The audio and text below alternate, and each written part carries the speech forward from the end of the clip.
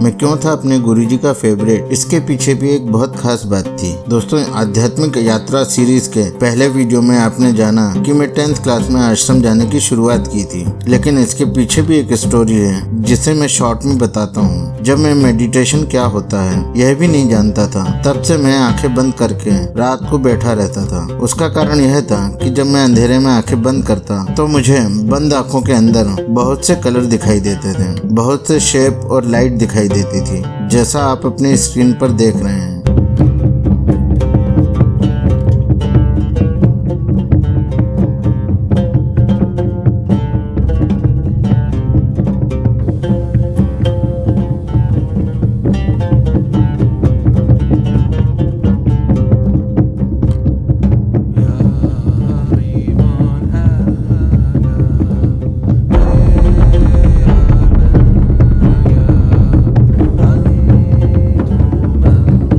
बस आप ये सोच लो जैसे आप VR सेट लगाकर देख रहे हो। तो रात को मैं सोने की कोशिश करता, लेकिन मेरी आंखों के अंदर जो मनमोहक नज़ारे चलते उसे देखता रहता और बैठ इसलिए जाता था कि मुझे वो नज़ारों को देखने में बहुत मजा आती थी, और लेट जाता तो नींद आ जाती। तो वो मनमोहक नज़ारे देखने के लिए मैं बैठा रहता था आंखें बंद करके, मानो जैसे कोई स्पेस क्राफ्ट में बैठे हुए हैं। तो रोज रात को सोने से पहले आंखें बंद करके ऐसे ही किसी ब्रह्मांड की सैर को फील करने के लिए बैठा रहता था। ये बात है क्लास 2nd और 3rd की। मैं अपने दोस्तों से पूछता था, तुम्हें रात को क्या दिखता है? तो कहते हैं ऐसा कुछ नहीं दिखता। मैं हिंदी बहुत अटक अटक के पढ़ता था, तो पापा ने एक काम दिया, रोज न्यूज़पेपर पढ़ो। तेज आवाज में पढ़ने को बोलते थे।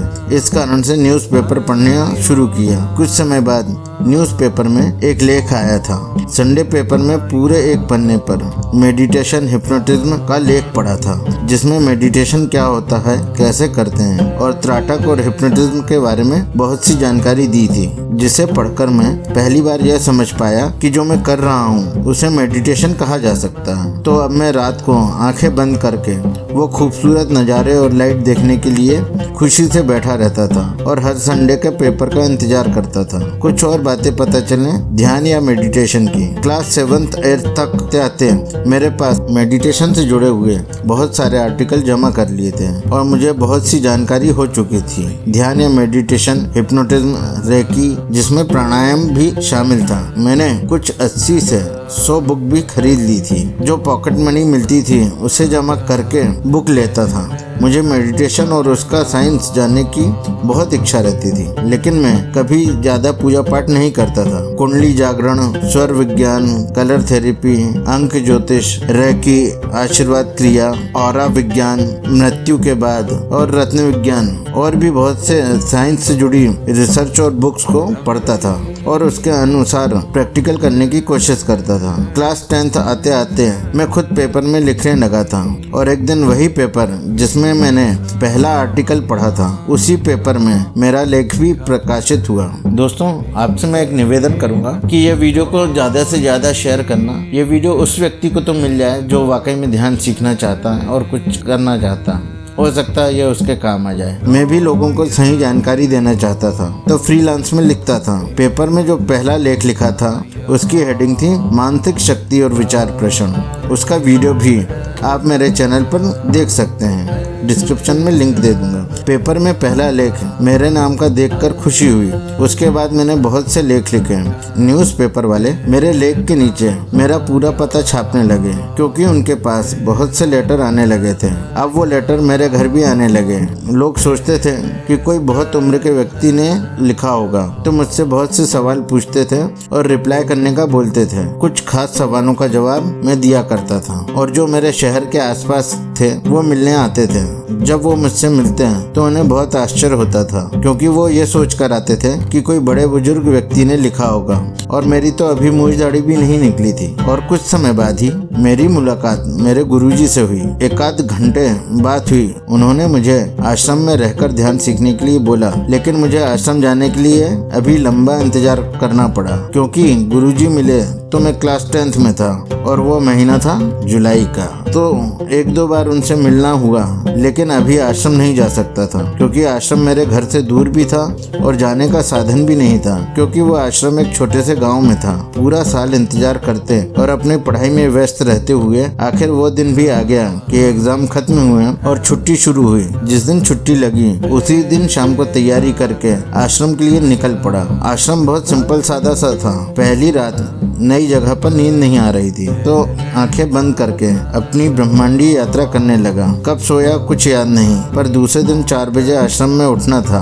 और 5 बजे से ध्यान के लिए तैयार होकर बैठना रहता था। 5 से 7:30 बजे तक मेडिटेशन क्लास चलती थी। उसके बाद चाय नाश्ता, फिर आश्रम के खेत में भिंडी टिंडे भट्टे उगाना, तोड़ना, क्यारी बनाना, सब काम में हाथ बटाना। 12 बजे खाना, 2 से 4 आराम, फिर शाम को 5 से 7:30 तक मेडिटेशन क्लास, फिर खाना, रात को 9 बजे तक सो जाना। यही रोज का रूटीन रहता था। अगर दोपहर में सोना नहीं है तो हम यानी में आश्रम के सभी उम्र के बच्चे बड़े साथ में नर्मदा घाट के किनारे पर नहाने और मस्ती करने निकल जाते थे। लेकिन 5 बजे टाइम पर मेडिटेशन क्लास पहुंचना रहता था। आश्रम में सबका फेवरेट कुछ कारणों से था। पहला कारण यह था कि मेरे आर्टिकल न्यूज़पेपर में आते थे। दूसरा कारण यह था कि मैं हिप्नोटाइज करना जानता था और मेरे त्राटक की प्रैक्टिस 3.5 साल से ज्यादा की हो चुकी थी, तो मैं कई बार दीवार घड़ी पर त्राटक करके घड़ी रोक देता था। उम्र कम थी तो लोगों के सामने दिखावा करने में मजा आता था। आश्रम में कई लोग सिर्फ ये देखने या मिलने आते कि एक लड़का आंखों से देखकर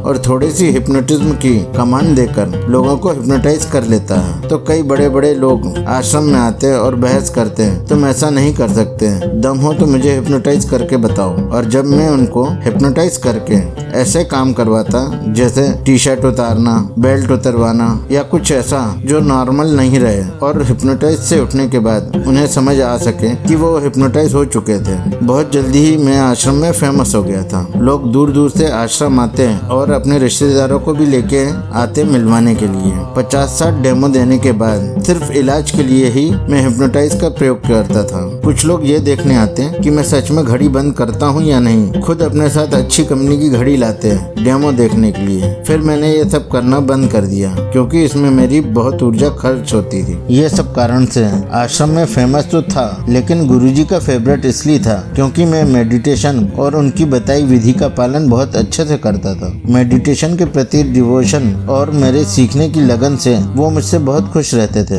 आश्रम में जब भी कोई संत महाराज आते और गुरु आते तो मैं सब सीखने और समझने में लगा रहता। मेरी उत्सुकता और मेरे सवाल सभी को बहुत अच्छे लगते थे। वो जो भी सिखाते वो क्रिया बहुत जल्दी सीखता। जब भी मैं आश्रम में रहता ज्यादातर टाइम मेडिटेशन करता या गुरुजी से सवाल पूछता। दोस्तों, मैंने बिना गुरु के भी बहुत कुछ करना सीख लिया था, किताबों से और पेपर में आए लेख से और आश्रम जाके और साधना के रहस्यों को जाना।